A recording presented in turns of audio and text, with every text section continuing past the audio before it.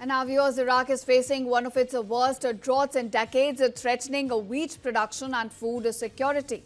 Record low river levels have now forced farmers to sharply cut planting, with this season's wheat harvest expected to fall by up to half. The crisis, in fact, is being driven by climate change and reduced river flows from the upstream dams in Turkey and Iran.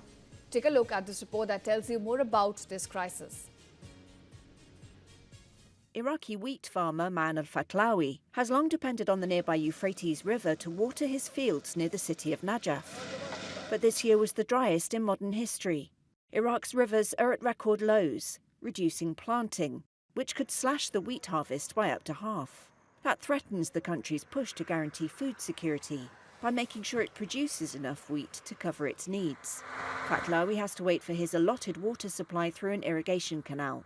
He has cut his wheat acreage to a fifth of its normal level this season and laid off 8 of his 10 workers. Wells won't succeed on this land, he says. They're either sulphurous or saline and farmers cannot benefit from them. A largely desert nation, Iraq ranks 5th globally for climate risk, according to the UN's Global Environment Outlook. Not only are temperatures rising and rainfall expected to decline, but Iraq is also at the mercy of its neighbours for 70% of its water supply. Turkey and Iran have been using upstream dams to take a greater share of the precious resource.